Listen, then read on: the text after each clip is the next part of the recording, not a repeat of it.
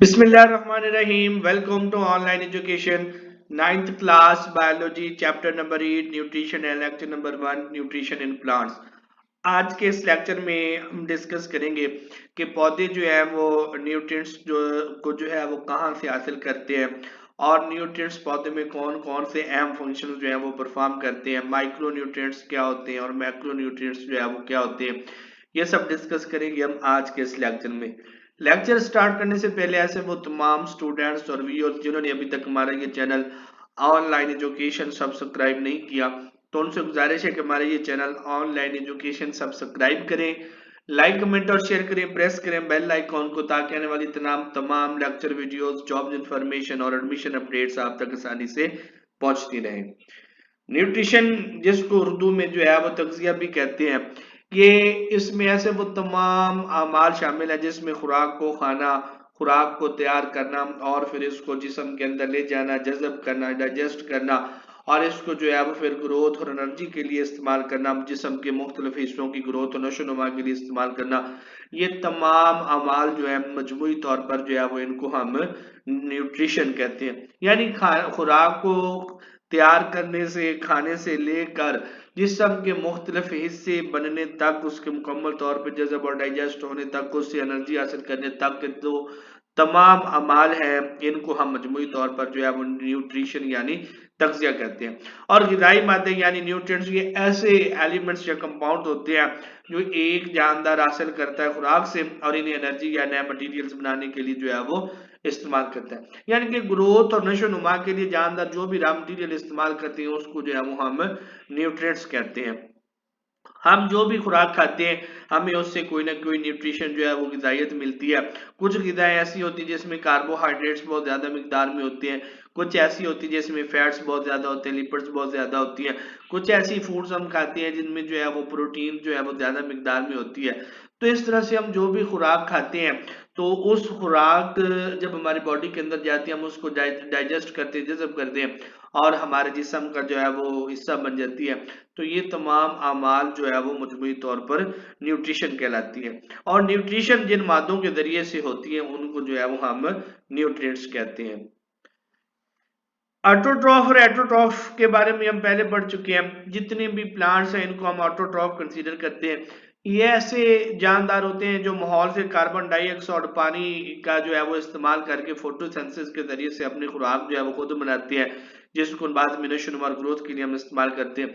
इसी तरीके से एटोट्रॉफिक जानदार, ये ऐसे जानदार होते हैं जो अपनी खुराक खुद तैयार नहीं कर सकते बल्कि ऑटोट्रॉफ की बनी खुराक जो है वो इसको इस्तेमाल करते हैं। मिसाल के तौर पर अगर हम इंसानों की बात करें, तो हम इंसान जो है वो हेटरोट्रॉफ हैं और हम पौधों की बनी हुई खुराक को इस्तेमाल करते हैं, जैसा कि गंदम मैचों के पौधों से आती है, तो इसको जो है हम इस्तेमाल करते हैं। चावल है, मक्की है, ये इस तरह की जो भी फील्ड क्रॉप्स के जरिए से हम खुराक को हासिल करते हैं।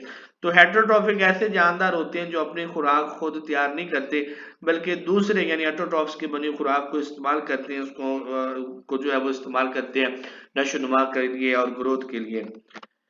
जितने भी जानदार हैं इनको ग्रोथ और एनर्जी जो है और इसके अलावा नॉर्मल अफार के लिए खुराक की जरूरत होती है, क्योंकि जब वो खुराक खाते हैं तो खुराक से ही उनको जो है वो एनर्जी हासिल होती है और वही एनर्जी तमाम जानदारों की नशो नुमा, डेवलपमेंट और ग्रोथ के लिए जो है वो इस्तेमाल होती है। पौधे जो हैं ये वो वाहद ऑटोट्रॉफ हैं इस कुरा ज़मीन पर, जिनमें न्यूट्रिशन का एक प्रॉपर मैकेनिज्म जो है ना ये मौजूद है। पौधे जो है ये कार्बन डाइऑक्साइड और पानी से जो है ये कार्बन, हाइड्रोजन, ऑक्सीजन को हासिल करती है। इसके अलावा पौधे जो है बहुत सारे और दूसरे न्यूट्रिएंट्स को जो है वो को भी इस्तेमाल करती है मुख्तलिफ डेवलपमेंटल प्रोसेसेस के लिए। दो कैटेगरीज में हम तकसीम कर सकते हैं न्यूट्रिएंट्स को, ग़िज़ाई मादों को। ऐसे ग़िज़ाई मादे जो पौधों को ज़्यादा मिकदार में चाहिए होते हैं, बड़ी मिकदार में पौधे जिनको रिक्वायर्ड होती है, इन्हें हम मैक्रो न्यूट्रिएंट्स कहते हैं। और ऐसे ग़िज़ाई मादे जो पौधों को कम मिकदार में चाहिए होती है उनको हम माइक्रो न्यूट्रिएंट्स कहते हैं। ये नाम से भी ज़ाहिर है, मैक्रो का मतलब होता है बड़ा और माइक्रो का मतलब होता है छोटा। मैक्रो न्यूट्रिएंट्स ऐसे न्यूट्रिएंट्स, ऐसे ग़िज़ाई मादे जो पौधों को ज्यादा तादाद में चाहिए होते हैं, इनको हम जो है वो मैक्रो न्यूट्रिएंट्स कहते हैं। इसमें हम एग्जांपल्स की बात करें तो कार्बन है, हाइड्रोजन, ऑक्सीजन, नाइट्रोजन, मैग्नीशियम और पोटाशियम, इनको मैक्रो न्यूट्रिएंट्स कहते हैं। दूसरी तरफ ऐसे न्यूट्रिएंट्स जो पौधों को कम मिकदार में चाहिए होते हैं उनको हम माइक्रो न्यूट्रिएंट्स कहते हैं। माइक्रो न्यूट्रिएंट्स की बात करें तो इसमें आयरन है, मोलबेडिनियम है, बोरोन है, क्लोरीन है, जिंक है। ये ऐसे ग़िज़ाई मादे हैं जो पौधों को बहुत कम मिकदार में जो है वो चाहिए होते हैं। ये यहाँ पे जो है वो हम आगे एक टेबल को डिस्कस करते हैं जहाँ पे मैक्रो और माइक्रो न्यूट्रिएंट्स कौन से हैं और उनके अफ़ाल क्या, पौधे की जिंदगी में क्या किरदार अदा करते हैं, इनको डिस्कस करते हैं। सबसे पहले जो है वो फास्फोरस की बात करें, एक मैक्रो न्यूट्रिएंट है। फास्फोरस जो है ये एटीपी यानी एडिनोसिन ट्राइफॉस्फेट और न्यूक्लिक एसिड यानी डीएनए, आरएनए वगैरह जो है उनको बनाने के लिए इस्तेमाल होता है। कोएंजाइम्स का जुज़ है, बीज के उगने, प्रोटीन्स की तैयारी और फोटोसिंथेसिस वगैरह के लिए जो है ये लाजमी है। पोटाशियम की बात करें तो स्टोमेटा यानी स्टोमा के खुलने और बंद होने को कंट्रोल करता है। इसके अलावा पत्तों से पानी के ज़िया को जो है ये रोकता है। सल्फर की बात करें तो सल्फर जो है ये प्रोटीन्स, विटामिन्स और एंजाइम्स का हिस्सा है। कैल्शियम की बात करें तो ये एंजाइम्स को फाल बनाता है, सेल वाल की साख्त का हिस्सा है, सेल्स में पानी की हरकत पर जो है ये असर रखता है। तो ये फास्फोरस, पोटाशियम, सल्फर, कैल्शियम जो है ये मैक्रो न्यूट्रिएंट्स हैं और पौधे में जो है वो मुख्तलिफ अहम काम जो है वो सर अंजाम देते हैं। इसी तरीके से माइक्रो न्यूट्रिएंट्स की बात करें तो आयरन जो है एक माइक्रो न्यूट्रिएंट है और फोटोसिंथेसिस के लिए जरूरी है, बहुत से एंजाइम्स को फाल बनाता है। मोलबेडिनियम की बात करें तो ये इन एंजाइम्स का हिस्सा है जो नाइट्रेट्स की रिडक्शन करके अमोनिया बनाती है और अमाइनो एसिड्स की तैयारी में अहम है। इसी तरीके से बोरोन की बात करें, बोरोन जो है ये शुगर की तरसील, सेल डिवीजन और कुछ एंजाइम्स की तैयारी में जो है वो अहम किरदार अदा करता है। कॉपर की बात करें तो ये बहुत से एंजाइम्स का हिस्सा है। मैंगनीज की बात करें तो ये फोटोसिंथेसिस, रेस्पिरेशन और नाइट्रोजन के मेटाबॉलिज्म के एंजाइम्स के काम में शामिल है। जिंक की बात करें तो बहुत सारे एंजाइम्स के लिए जिंक जो है ये जरूरी है। क्लोरीन जो है ये पानी की ऑस्मोसिस के लिए जरूरी है और निकल जो है ये नाइट्रोजन के मेटाबॉलिज्म के लिए जो है वो जरूरी है। तो पौधे जो है वो मजमूई तौर पर इन मैक्रो और माइक्रो न्यूट्रिएंट्स की मदद से जो है वो अपने आप की ग्रोथ करते हैं और उनकी नशो नुमा होती है और वो अपना लाइफ साइकिल जो है वो मुकम्मल होती है।